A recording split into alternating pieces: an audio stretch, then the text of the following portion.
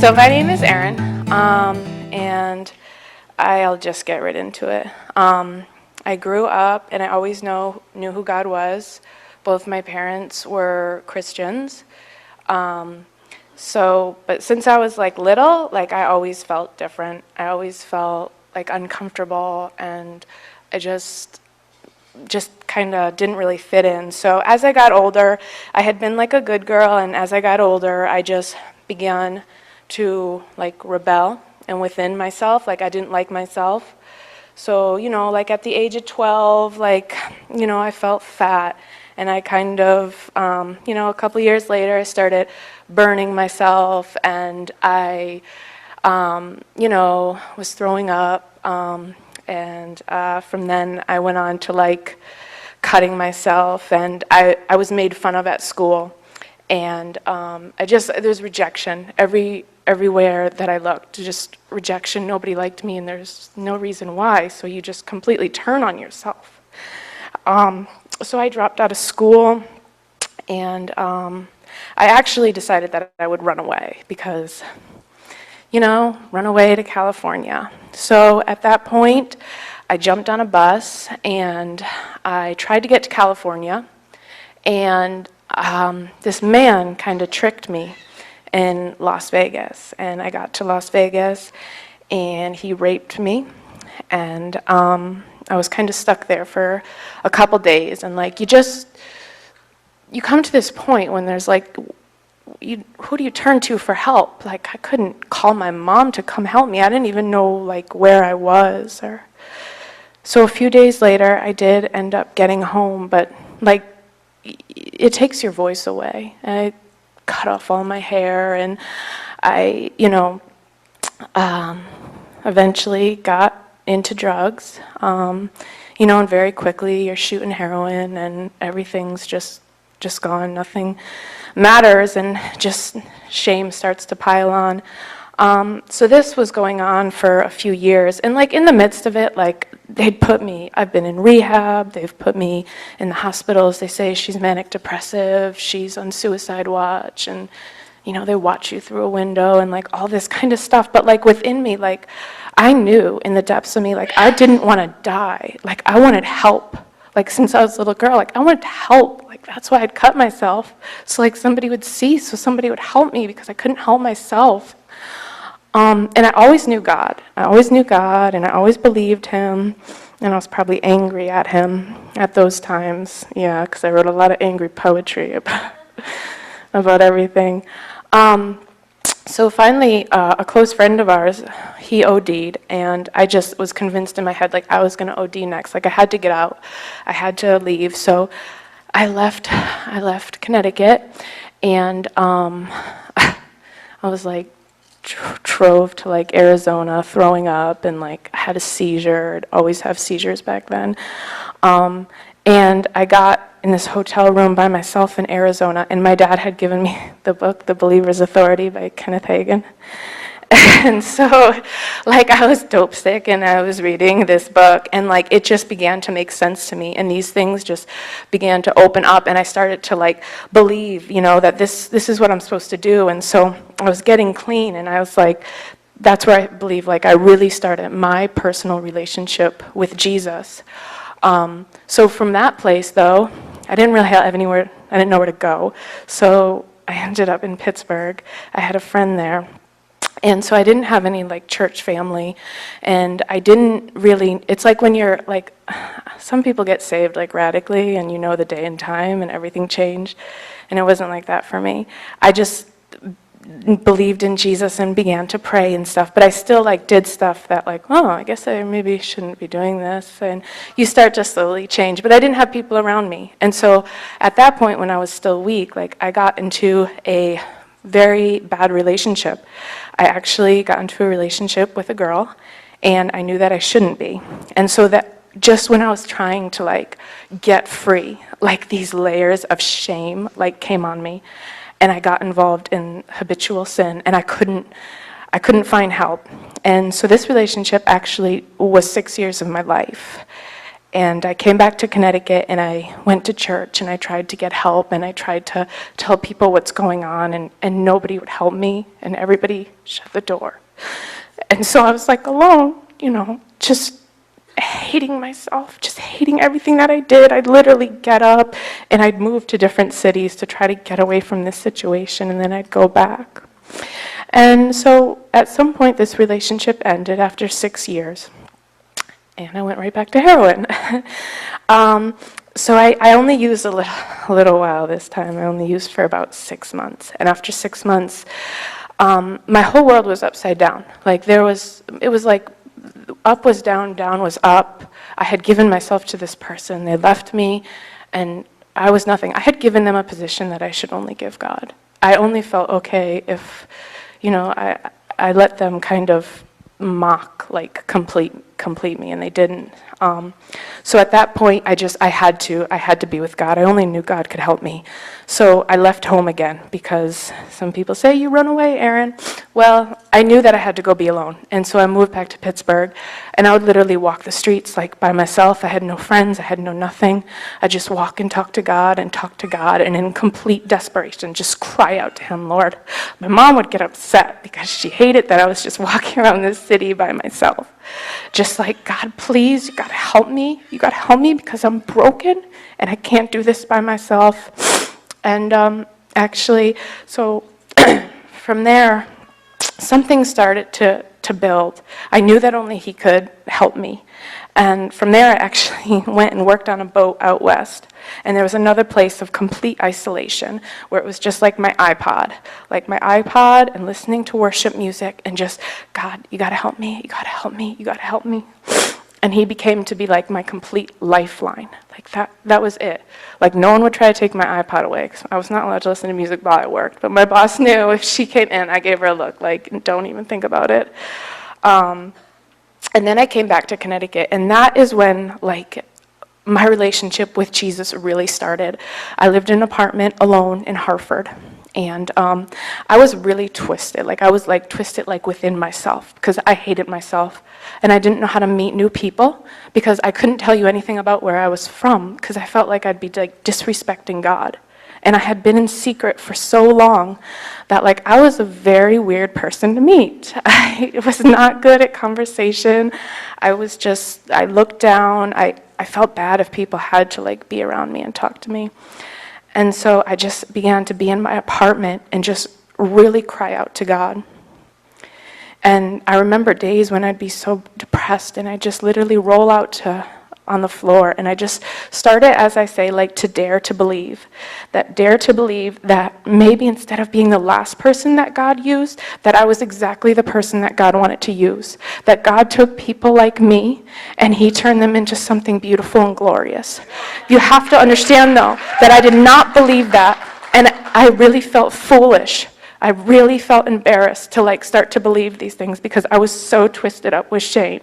But I just stepped out, and I started to believe, and I started to build this life for myself. If you came in my apartment, there was scripture all over my walls, okay? Just everywhere I go, on the walls, in the fridge, you open the cupboard, and there's scripture. And I started with Jesus to build this life. I started to dare to believe that I was just the one, that God could love me, that if he said in the word that he gave the world, he gave his son for me, that it was me. And I just began to dare to believe, and I felt so foolish at first, but I just kept going. I kept going. And I built something there. Like, that's everything that I am to this day, was the foundation that I got in that time. Because the intimacy that I found with him in that broken place, he had to tear everything else away. And it was the worst time of my life, but I look back on it now, and it was the best thing that ever happened to me. Like, I had to be completely destroyed. This kingdom that I had built up had to be completely torn down for me to start in these little bits with God. Just little steps. No one saw. I didn't go to church. I only went to work. I was home. I was by myself a lot, and there was these little steps. And I remember, like, I'd write in my diary, my journal or whatever, like, this week, like, I laughed with people, and it was a careless laugh, like people do all the time. And this week, like, after a year and a half of crying, like, I laughed, and it's going to be okay. And so each step was just more of of reading the word and this intimacy, like, I know God is good. And I would speak that like into the darkest places, and he just began to take the layers off, and he began to fill up the depths of me, like where I had been so broken and full of shame. Like he really did. He did everything he said he was going to do. You know, they says, I'll give you double honor for your former shame, and that's what he did. Okay. Flesh, let's just step aside, let the Lord take over. So I grew up in a Christian household. For you who heard my sister's testimony last week, I had parents who loved the Lord. So I always knew that God was the way. There was no other way. But I didn't always choose to live that way. I was in and out of church a lot. At the age of 16, I had been in a pretty crazy car accident with an 18-wheeler, and I had damaged my back pretty bad. So that was the first time in life where I really started dealing with physical pain, and it was really, really hard. I had been placed on, different medications, going to different doctors. But at the age of 18, I started getting sick. I was bruising a lot and getting really tired. Started going to different doctors and found out that I had a rare blood disease, which had affected my platelets, which meant I was no longer allowed to take over-the-counter medication. So that's when I was first placed on narcotics. And almost immediately it became a problem. Through that, I kept, trying to seek the Lord for healing and trying to believe that God was going to move on my behalf. But I got tired. I got really tired waiting to be healed and wondering, why God wasn't moving for me, but moving for other people in the church. And it was where I first started getting angry with the Lord about dealing with physical pain.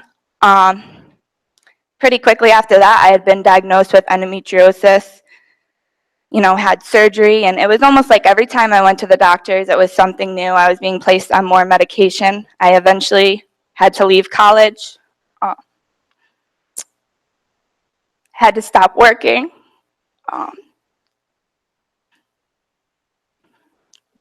Being strapped to a bed in pain. And I felt like the only thing that was there for me were the drugs. So things started digressing. Then about a few years ago, I had been diagnosed with a brain disease, which quickly began to take my eyesight. Because the water was rising on my brain, I was told I had about 2 weeks till I would lose complete eyesight in my left eye, and who knows when the right one was going to go. At this point, when life hits you like that, if your foundation isn't correct with the Lord, you're not going to stand. I don't care who you are. If it's not built on intimacy, if it's not built on truly knowing Jesus, you're not going to stand, and that's exactly what happened. I was placed on fentanyl patches, and that's when my addiction went from bad to just a complete mess. A mess. I hurt everyone around me. And I was so angry at God. I remember going in for brain surgery just saying, God, I'm done. I can't do it. If this is what life is, hospital beds and being sick all the time and being alone. I was so alone. Sickness had completely just caved me in. And I felt like no one understood, no one in the church, no one in my family, because you didn't know what it was like to have everything robbed of you. And it didn't matter that God was good, because he wasn't good for me at that moment, not for me.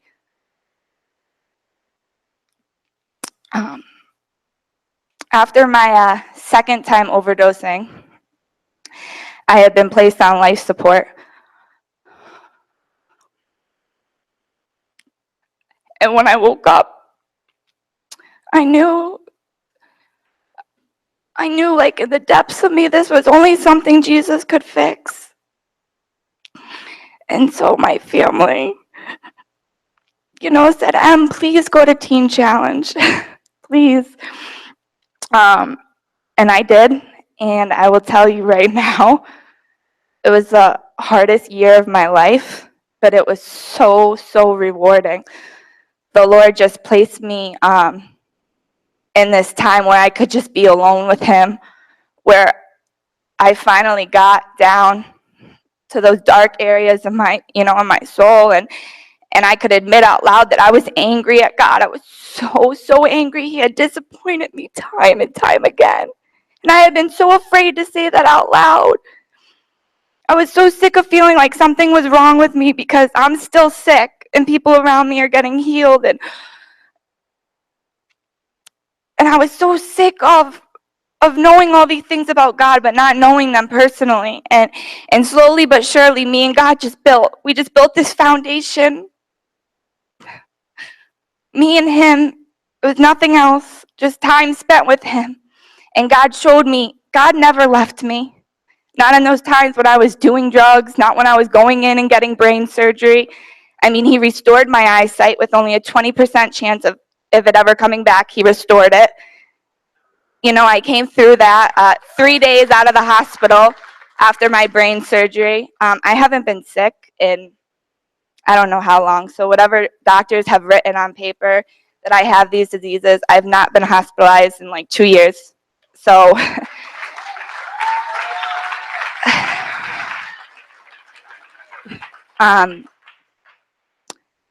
and God brought me to Africa. That had been the only dream I had ever had, was to be in Africa and being able to tell people about Jesus and love on them. I have like hope. Can I tell you, for years of my life, I hated being alive. I just wanted it to be over, and God restored it all. Nothing was wasted, not a day of me using or being sick. None of it was wasted. He's used me time and time again to speak to addicts, to speak to people who are sick. Nothing was wasted. Absolutely nothing was wasted. But I know who Jesus is now. It's not just something I hear in church or, my dad tells me about. It's real for me. He walked with me. We did this together. So I just hope that you guys are encouraged. God's so faithful.